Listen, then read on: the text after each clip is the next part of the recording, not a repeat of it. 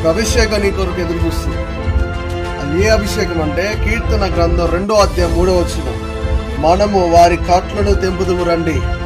దేవుని ప్రియులారా, మీకోసం ఒక అభిషేకం ఎదురు చూస్తుంది. కట్లను తెంపే అభిషేకం. ఈ లోకంలో సాతాను గాడు వేసిన కట్లను మనమే తెంచాలి.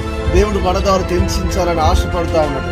ఆనాడు పేతురు చెరసాల్లో బంధించబడ్డప్పుడు దూతను పంపించి, ఎదిగో పేతురు సంఖ్యలు తెంపినట్లుగా, పౌలు శీలలు కట్లు తెంపినట్లుగా మనము కట్లను తెంపబోతున్నాం. అనేకుల దండములు తెంపబోతున్నాం. ఇనుప దండములు తెంపబోతున్నాం. ఈ అభిషేకం నీ కొరకు ఎదురు చూస్తుంది. నిన్ను రేపాలని ఎదురు చూస్తుంది.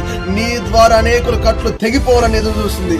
ఈ లోకములో యవనస్తులు ఎవ్వరు మార్చలేట్లుగా మారిపోయారు. ప్రియ దేవుని బిడ్డలారా, ఇదిగో నీవు గనక ఈ అభిషేకం పొందుకోగలిగితే, ఈ మాటలు విని నీవు గనక ఈ మాటలు రిసీవ్ చేసుకోగలిగితే, ఈ వాక్యం నీలో, దేవుని వాక్యం నీలో, ఈ శక్తి నీలో పనిచేసి అనేక యవనస్తులు నీ ద్వారా రేపబడతారు, నీ ద్వారా మారుమనసు పొందుతారు, నీ ద్వారా సేవకులుగా తీర్చబడతారు, అనేక ప్రాంతాలకు వెళ్తారు. అనేక తూర్పు, పడమర, ఉత్తర, దక్షిణ నుండి యవనస్తులు దేవుడు నీ దగ్గరికి పంపిస్తాడు. ఈ వాగ్దానం రిసీవ్ చేసుకో. దేవుడు మరలా చెప్తున్నాడు, నీ ద్వారా అనేకులు కట్లు తెంపబోతున్నాడు. నీ ద్వారా అనేకులు కట్లు తెంపబోతున్నాడు. నీ ద్వారా అనేకులు కట్లు తెంపబోతున్నాడు. ఈ శబ్దం నీ మనసులో పదే పదే పదే ఒక ఉజ్జీవాన్ని రగిలించును గాక.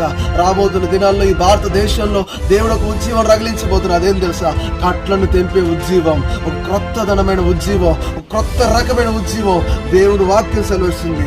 మనము కట్లు తెంపుదాం. మనము అనేక యవనస్తులు బంధించిన కట్లను తెంపుదాం. నీ ద్వారా ఈ అభిషేకం ఎదురు చూస్తుంది. ఇప్పుడు యేసు నామములో పొందుకో.